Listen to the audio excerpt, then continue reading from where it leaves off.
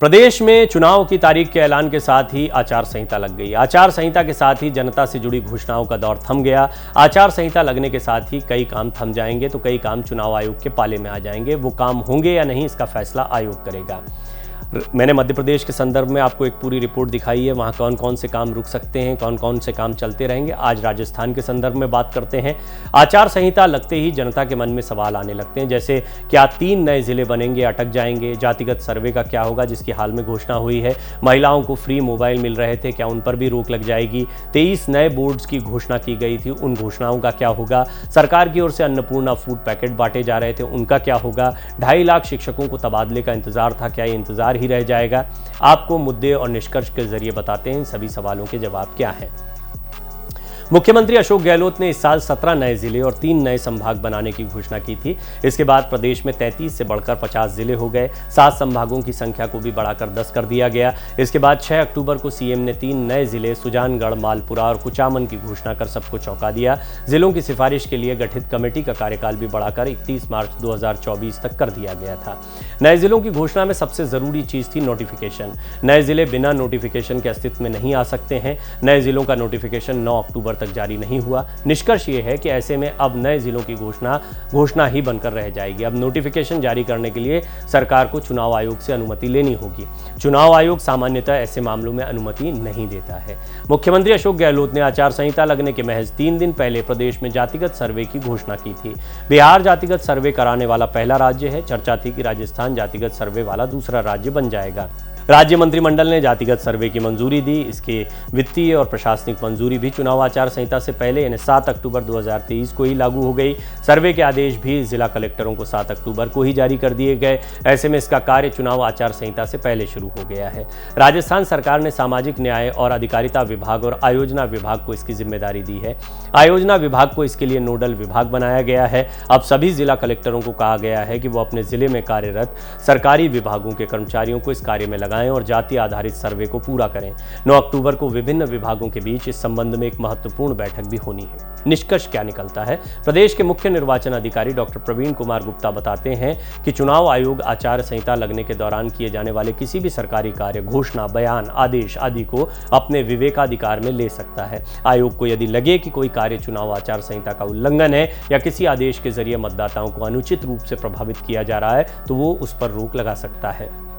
एक और योजना है अन्नपूर्णा फूड पैकेट किट बांटने का काम। क्या ये रुक जाएगा? सवाल है। जवाब, राजस्थान सरकार ने 15 अगस्त को अन्नपूर्णा फूड पैकेट किट की योजना शुरू की थी। इस योजना में गेहूं के साथ 7 अलग अलग पैकेट मिलते हैं, जिसमें नमक, चीनी, दाल, रिफाइंड तेल समेत किचन में खाना पकाने में उपयोग होने वाली अन्य राशन सामग्री शामिल होती है। National food security act NFSA से जुड़े परिवारों को फ्री गेहूं के साथ दाल, चीनी, नमक, सोयाबीन, रिफाइंड तेल, मिर्च, हल्दी और धनिया पाउडर के पैकेट दिए जा रहे हैं। हाल ही में सीएम ने अन्नपूर्णा फूड पैकेट योजना में प्रदेश के 1 करोड़ से ज्यादा परिवारों को चुनाव से पहले दीपावली और दूसरे त्योहारों के मौके पर एक अतिरिक्त फूड पैकेट का किट देने की घोषणा की थी। सीएम अशोक गहलोत ने इसके लिए 360 करोड़ रुपए के फंड को मंजूरी दी।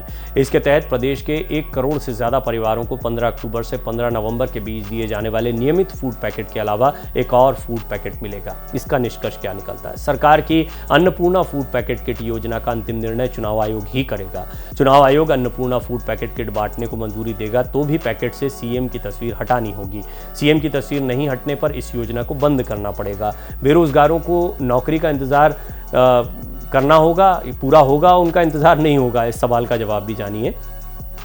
फरवरी 2023 में सीएम अशोक गहलोत ने 1 लाख नए पदों पर भर्तियां करने की घोषणा की थी, लेकिन वो घोषणा अब तक पूरी नहीं हुई है। इनमें से चिकित्सा विभाग में 21,000 पद और सफाई कर्मियों के 13,000 पदों के लिए भर्ती प्रक्रिया चालू कर दी गई थी। वहीं बचे हुए 66,000 पदों के बारे में सरकार ने कोई वर्गीकरण किस विभाग में कितने पद तक नहीं किया। 48,000 पदों पर तृतीय श्रेणी अध्यापकों की नियुक्ति होनी थी। इसका निष्कर्ष ये है कि सरकार आचार संहिता लागू होने से पहले नियुक्तियां नहीं कर पाई। ऐसे में बेरोजगारों का नौकरी का सपना पूरा नहीं हो पाएगा। राजस्थान में पिछले 6 चुनाव नवंबर दिसंबर में ही हुए हैं। दीपावली अक्टूबर या नवंबर में होती है। सरकार किसी भी पार्टी की हो, उसे सरकारी कर्मचारियों के लिए बोनस की घोषणा करनी होती है। इस बार दीपावली 12 नवंबर को है और उस दौरान आचार संहिता लगी होगी। राज्य सरकार को करीब 3.5 लाख कर्मचारियों के लिए बोनस की घोषणा करनी थी। करीब 1 लाख कर्मचारी विभिन्न बोर्ड निगम के भी हैं। अब इसका निष्कर्ष ये है कि सरकार अगर आचार संहिता लगने से पहले बोनस की घोषणा करती तो उसे आयोग से पूछने की जरूरत नहीं होती। अब आचार संहिता लगने के बाद सरकार को बोनस के लिए चुनाव आयोग से अनुमति लेनी पड़ेगी। प्रदेश में करीब 2.5 लाख शिक्षक पिछले 4.5 साल से तबादलों से बैन यानी प्रतिबंध हटने का इंतजार कर रहे हैं। सरकार ने प्रतिबंध नहीं हटाया है। अब आचार संहिता लग गई है, ऐसे में शिक्षकों के तबादले भी नहीं हो पाएंगे। प्रदेश में वर्तमान में विभिन्न बजट घोषणाओं के तहत हाल ही में बनाए गए नए जिलों में अस्पताल, कॉलेज, सड़क, कलेक्ट्रेट, पुलिस लाइन्स, आवासीय योजनाओं आदि के भवनों का शिलान्यास, उद्घाटन, लोकार्पण, ये जितनी भी चीजें हैं ये भी प्रक्रियाधीन है। 1000 से ज्यादा सरकारी भवनों का शिलान्यास या उद्घाटन नहीं हो सकेगा। आचार संहिता के कारण ये सभी अब अटक जाएंगे। इनका ना तो शिलान्यास हो पाएगा, ना ही उद्घाटन। राजस्थान सरकार ने महिलाओं को इंटरनेट सेवा के साथ स्मार्टफोन उपलब्ध कराने के लिए मुख्यमंत्री डिजिटल सेवा योजना की शुरुआत की थी। इस योजना के तहत इंदिरा गांधी स्मार्टफोन योजना नाम से फ्री मोबाइल योजना शुरू की गई। इस योजना के तहत प्रदेश भर में 1,35,00,000 चिरंजीवी परिवार की महिला मुखिया और जनाधार कार्ड धारक महिलाओं को मुफ्त स्मार्टफोन दिए जा रहे हैं। फ्री मोबाइल योजना के तहत पहले चरण में 40 लाख महिलाओं को निःशुल्क मोबाइल फोन बांटने की घोषणा थी। लेकिन अब इसका क्या होगा? आचार संहिता लगने के बाद फ्री मोबाइल को लेकर चुनाव आयोग ही निर्णय लेगा। वहीं आचार संहिता की वजह से कुछ और कामों पर भी पाबंदी रहेगी। इनमें आचार संहिता लगने के बाद मुख्यमंत्रियों या कोई भी मंत्री उद्घाटन, शिलान्यास और लोकार्पण नहीं कर सकते हैं। मुख्यमंत्री या मंत्री राजकीय अतिथि गृहों, circuit house, Rajasthan house, Jodhpur house, Bikaner house जो दिल्ली में है और स्टेट गेस्ट हाउस राजस्थान समेत दिल्ली और मुंबई में राजस्थान के स्टेट गेस्ट हाउसेस भी इसमें शामिल हैं, इसमें ठहर नहीं सकते हैं।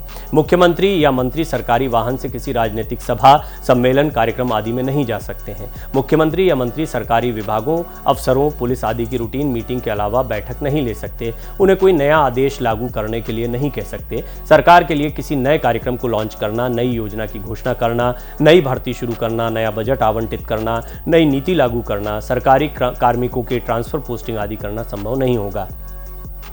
प्रक्रियाधीन योजनाओं, सर्विस डिलीवरी, भर्ती परिणाम जारी करने या परिणाम बाद नियुक्ति देने के लिए भी सरकार को चुनाव आयोग की आज्ञा लेनी पड़ती है। कोई आपदा, बाढ़, भूकंप आने की स्थिति में सरकार जनहित में जो भी जरूरी समझे वो कर सकती है, लेकिन इसके लिए भी चुनाव आयोग से आज्ञा लेनी ही पड़ेगी। सरकारी कर्मचारियों के लिए दीपावली पर बोनस और महंगाई भत्ता लागू करना होगा, लेकिन उसकी आज्ञा चुनाव आयोग से लेनी ही होगी।